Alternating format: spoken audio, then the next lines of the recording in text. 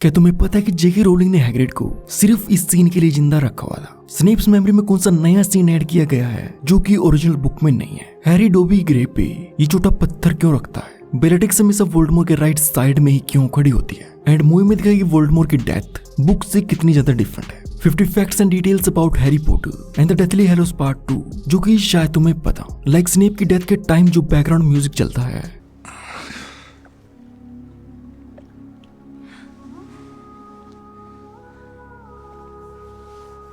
तो उसका नाम है लिलीज थीम, जो कि इस पूरी मूवी में 3 बार सुनने को मिली है। फर्स्ट टाइम मूवी के शुरू में जब स्नेप को दिखाते हैं, सेकंड उसकी डेथ के टाइम, एंड थर्ड जब हैरी अपनी मॉम लिली पॉटर से बात करता है। एंड इस मूवी में स्नेप्स मेमोरी को दिखाने के लिए कई नए सीन्स को ऐड किया गया है जो कि बुक में नहीं है। लाइक ये सीन जब स्नेप गॉडरिच होलो में जाके लिली की डेड बॉडी को पकड़ के रोता है, जो कि इस सीन को और भी इमोशनल बनाता है। एंड स्नेप के बारे में जो सीक्रेट्स हमें इस फाइनल मूवी में जानने को मिलते हैं, तो ये सभी सीक्रेट्स एक्टर एलन रिकमैन को जेके रोलिंग ने शुरू में ही बता दिया था जब इन्हें स्नेप के रोल के लिए कास्ट किया गया था, जिसकी वजह से एलन रिकमैन इस कैरेक्टर को ऐसे न्यूट्रल वे में प्ले कर पाए जिसका मूवी के एंड तक पता ही नहीं चलता कि ये अच्छा है या बुरा। नंबर 4, मूवी के एंड में हैरी के 3 बच्चे होते हैं, 2 लड़के और 1 लड़की, जिनमें से हमें सिर्फ एक का ही नाम जानने को मिलता है, Albus Severus Potter. जिनमें हैरी के दूसरे बेटे का नाम होता है James Sirius Potter, named after Harry's father and godfather, और उसकी बेटी का नाम होता है Lily Luna Potter, named after Harry's mother and good friend Luna Lovegood. और ये डिटेल मैंने अपनी हाफ ब्लड प्रिंस वाली वीडियो में बताई थी, बट चलो मैं इसको यहाँ पे भी रिपीट कर देता हूँ कि इस मूवी के एंड में जिस एक्टर ने हैरी के बेटे एल्बस सेवरस पॉटर का रोल प्ले किया है, तो इससे पहले यही same actor half blood Prince movie के सीन में अपीयर हो चुका है। और एंड में जब next generation of children train में बैठ के हॉगवर्ट्स जाते हैं, तो उस टाइम जो म्यूजिक बजता है, तो यही सेम म्यूजिक फर्स्ट मूवी के एंडिंग सीन में बजा था, जिसका नाम है लिविंग हॉगवर्ट्स, जिसके जरिए इस पूरी हैरी पॉटर फ्रेंचाइज को गुड बाय कहा गया है। एंड मूवी के फाइनल सीन में हमें बिल्कुल वैसे चॉकलेट फ्रॉक देखने को मिलता है जो कि फर्स्ट मूवी में हैरी के पास से ट्रेन के बाहर भागा था, मीनिंग के जैसे उसकी मैजिकल जर्नी स्टार्ट हुई थी, तो वैसे ही आगे उसके बेटे की भी हो रही है। और अगर तुम नोटिस करोगे तो उस फाइनल सीन में अडल्ट हैरी का forehead scar almost completely fade हो जाता है। और इस फाइनल सीन में ड्रेको की वाइफ का रोल टॉम फेल्टन की real life girlfriend Jade Gordon ने प्ले किया है। और ऐसा करने के लिए फिल्म मेकर्स ने खुद टॉम फेल्टन को कन्विंस किया था। और जितने भी एनिमे फैंस हैं जो कि एनिमे फैक्ट्स जानना चाहते हैं, तो तुम मेरे सेकंड चैनल सब्सक्राइब कर सकते हो। नंबर 10, जैसे कि हैरी पॉटर की स्टोरी हर साल और भी डार्कर होते जाती है, तो वैसे ही हर मूवी के स्टार्टिंग में टाइटल इंट्रोस भी हर एक मूवी के साथ साथ डार्कर होते दिखाई गई हैं, जो कि बहुत ही कमाल की अटेंशन टू डिटेल है। नंबर 11, फाइनल बैटल के दौरान हैरी एंड नेविल ने उसी सेम टाइप के कपड़े पहने होते हैं जैसा कि इन दोनों के फादर्स ने इस ओल्ड पिक्चर में पहने होते हैं। और इस मूवी की पूरी स्टोरी, ये सभी इवेंट्स ग्रिंगोट्स की रेड से लेकर हॉगवर्ट्स के बैटल तक, तो ये सारा एक्शन सिर्फ एक दिन में ही हुआ है। नंबर 13, हॉगवर्ट्स को प्रोटेक्ट करने के लिए जो स्टोन सोल्जर्स होते हैं, तो उनकी शील्ड्स पे सभी 4 हाउसेस के हाउस क्रेस्ट बने होते हैं, जिनमें Slytherin, Gryffindor, Hufflepuff and Ravenclaw. Number 14, यहाँ वोल्डेमॉर हैरी को देख के उसे कहता है The boy who lived. जिस सेम टाइटल के साथ हैग्रिड ने हैरी को फर्स्ट मूवी में बुलाया था। You're the boy who lived. And पूरी स्टोरी में वोल्डेमॉर एंड हैग्रिड सिर्फ ये दोनों ही ऐसे कैरेक्टर्स हैं जिन्होंने हैरी को इस नाम से बुलाया।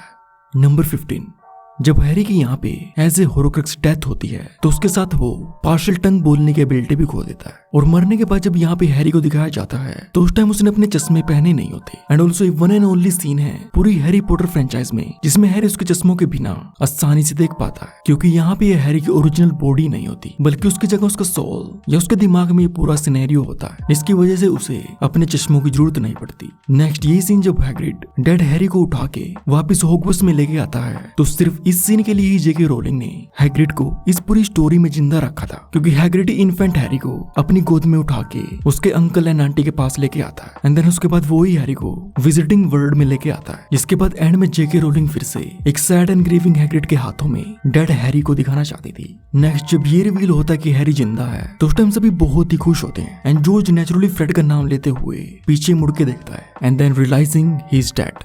नंबर 19, हैरी पॉटर की इस पूरी स्टोरी में जेके रोलिंग ने आर्थर वीजली को 2 बार मारने की कोशिश की है। First in order of the Phoenix, जिसमें इसको बचाते हुए उसकी जगह डेथ हुई है सीरियस ब्लैक की, एंड सेकंड टाइम इस फाइनल बैटल में, जिसमें भी इसको जिंदा रखते हुए उसकी जगह मारा गया है लुपिन एंड निम्फोडोरा को, जिनकी डेथ इस मूवी में ऑफ स्क्रीन हुई है, जिनमें लुपिन को मारा है एंटोनिन ने एंड निम्फोडोरा को बेllatrix ने। एंड मूवी में तो इसे सिर्फ एक बार ही मेंशन किया गया है। And Remus, your son. Others will tell him what his mother and father died for. One day, he'll understand. But Lupin and Nymphadora की डेथ से पहले इनका एक छोटा बच्चा होता है टेडी के नाम से, जिसको मूवी में दिखाया नहीं गया। और जैसे प्रीवियस वॉर के टाइम हैरी के दोनों पेरेंट्स के मरने के बाद वो अनाथ हुआ था, तो इसी सेम ट्रेजेडी को यहाँ पे फॉलो किया गया है, जिसमें इस न्यू वॉर में टेडी अनाथ होता है उसके पेरेंट्स के मरने के बाद। इसके बाद हैरी टेडी का गॉड फादर बनता है। नंबर 22, यहाँ लड़ाई के बीच भागते हुए हैरी, रोन एंड हरमाइनी उन सभी चीजों को सामना करते हैं जिनका इन तीनों ने इससे पहले मूवीज में किया है। सबसे पहले यहाँ पे troll from the philosopher's stone, उसके बाद यहाँ पे giant spiders from the chamber of secrets, then a werewolf from the prisoner of Azkaban, उसके बाद dead Lavender Brown from the goblet of fire, then उसके बाद dementors from the order of the phoenix, and then उसके बाद finally जाते हैं Snape के पास, द हाफ ब्लड प्रिंस, जो कि इस पूरे सीन में एक बहुत ही कमाल का ट्रिब्यूट दिया गया है फर्स्ट 6 मूवीज को। नंबर 23, यहाँ जब प्रोफेसर मैकगोनागल स्नेप पे अटैक करती है तो उस टाइम स्नेप मैकगोनागल के स्पेल को डिफ्लेक्ट करके उसे अपने पीछे खड़े दोनों कैरोस को जानबूझ के मारता है और वहां से जाते हुए उनकी वोंड्स को उठा के ले जाता है। फोरशैडोइंग के स्नेप ट्रूली किस साइड में है। नंबर 24, मूवी में हैरी एल्डर वोन को तोड़ के उसे फेंक देता है, बट बुक में ये डिफरेंटली हुआ है, जिसमें पहले हैरी एल्डर वोन की मदद से ही उसे फिक्स करता है, जो कि वोल्डेमॉर्ट के यूज करने पे टूट गई थी, एंड देन एल्डर वोन को ठीक करने के बाद वो उसे वापस डंबलडोर की ग्रेव पे रख देता है। इसके बाद एल्डर वोन का कोई भी रियल मास्टर नहीं रहता, एंड देन उसकी पावर्स चली जाती हैं, एंड एल्डर वोन के अगेंस्ट सिर्फ 3 लोग ही सर्वाइव कर पाए। फर्स्ट इज एल्बस डंबलडोर, जो कि एल्डर वोन के प्रीवियस ओनर गैलार्ड ग्रिंडेलवाल्ड को हरा के उसका न्यू ओनर बना था। सेकंड इज वोल्डेमॉर्ट, जो कि ऑर्डर ऑफ द फिनिक्स में डंबलडोर के अगेंस्ट लड़ा था, एंड थर्ड इज हैरी, जो कि एल्डर वोन के डायरेक्ट अवाडा केडावरा से मर के वापिस आया है। नंबर 26, सभी हॉर्क्रक्स में से डायडम ऑफ रेवेनक्लो ही एक ऐसा इकलौता हॉर्क्रक्स है जिसे 2 लोगों ने मिलकर डिस्ट्रॉय किया है। पहले हैरी उसे बेसिलिस्क फैंग से मारता है, एंड देन रोन उसे किक मार के आग में फेंकता है। इसके अलावा सभी दूसरे हॉर्क्रक्स को सिर्फ 1 पर्सन एट ए टाइम ने डिस्ट्रॉय किया है, क्योंकि वोल्डेमॉर्ट के सोल के टोटल 8 पीसेस होते हैं, जिसमें 7 हॉर्क्रक्स और 8वां वो खुद, जिनमें रिंग को डिस्ट्रॉय किया है डंबलडोर ने, Hermione cup, Ron locket, Neville snake. Harry destroy करता है 2 हॉर्क्रक्स को, पहले डायरी और उसके बाद डायडम। वोल्डेमॉर्ट अनइंटेंशनली डिस्ट्रॉय करता है हैरी को एज ए हॉर्क्रक्स, जो कि टोटल हो जाते हैं 7। जिसके बाद last and 8th piece of the soul, जो कि वोल्डेमॉर्ट की खुद की बॉडी में होता है, तो वो यहाँ इस फाइट के दौरान खत्म हो जाता है।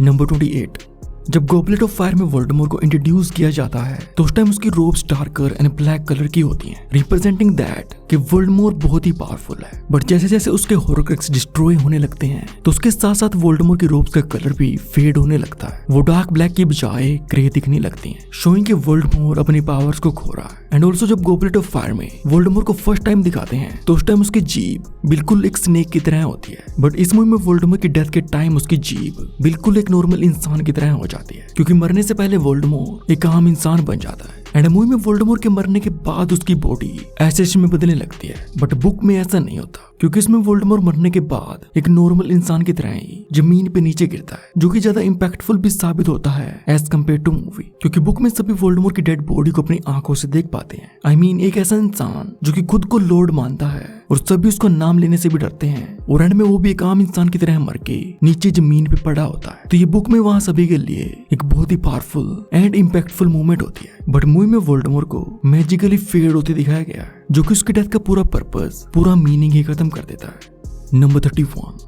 जितने भी सीन्स में वोल्डेमॉर्ट एंड बेllatrix को एक साथ में दिखाया गया है तो उन सब में बेllatrix हमेशा वोल्डेमॉर्ट के राइट साइड में आके खड़ी होती है, जो कि most loyal and trusted follower की पोजीशन मानी जाती है। नंबर 32, ये लास्ट मूवी ऐसी फर्स्ट मूवी है पूरी हैरी पॉटर फ्रेंचाइज में जिसमें हमें फर्स्ट टाइम हरमाइनी को ब्रूम राइड करते दिखाया गया है।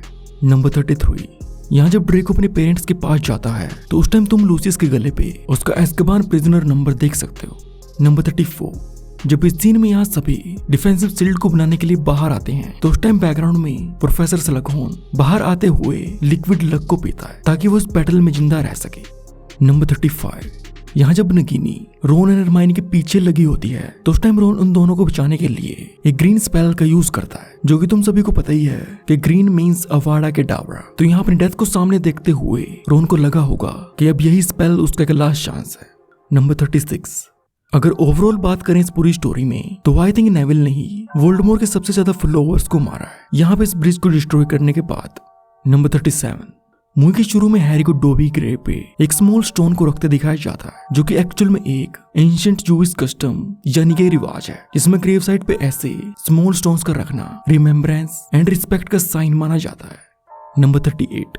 जैसे कि इस सीन में सीरियस हैरी के दिल की तरफ उंगली करते हुए कहता है कि वो सभी यहाँ पे हैं, तो वैसे ही सेम उसने हैरी को प्रिजनर ऑफ एज़्काबान मूवी के एंड में हैरी को गुड बाय बोलते हुए कहा था। एंड हैरी पॉटर की इस मैजिकल दुनिया में ब्लैक फैमिली सबसे लार्जेस्ट विजिट फैमिली है, जिसमें कुछ कैरेक्टर्स ब्लैक सरनेम का यूज तो नहीं करते बट वो किसी न किसी तरीके से ब्लैक फैमिली से कनेक्टेड है। सबसे पहले तो सीरियस ब्लैक, देन उसके 2 cousins बेलेट्रिक्स black Lestrange and नार्सिसा black मैल्फॉय। इसके बाद ड्रेको भी ब्लैक फैमिली का मेंबर बन जाता है। निम्फोडोरा डॉटर होती है एंड्रोमेडा ब्लैक की। इसके बाद निम्फोडोरा एंड लुपिन का बेटा भी ब्लैक फैमिली का मेंबर बन जाता है। सेलिडोरा ब्लैक मैरिड है हरफंग लॉन्गबॉटम के साथ, जो कि नेविल का ग्रैंडफादर है, जिसके बाद नेविल भी कनेक्टेड है। सैडोरेला ब्लैक मैरिड है सेप्टिमस वीजली के साथ, जो कि फादर है आर्थर वीजली का, जिसके बाद पूरी वीजली फैमिली भी ब्लैक फैमिली से कनेक्टेड हो जाती है।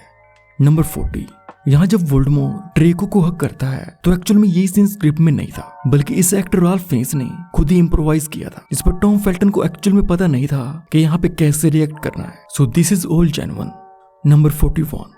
इस मूवी के शुरू में हमें पार्ट 1 का सीन दिखाया जाता है वार्नर ब्रोस के लोगो से भी पहले। एंड हॉलीवुड की हिस्ट्री के 75 इयर्स में इस मूवी में ये पहली बार हुआ था कि किसी मेजर हॉलीवुड स्टूडियो ने अपने लोगो से पहले मूवी के सीन को दिखाया हो।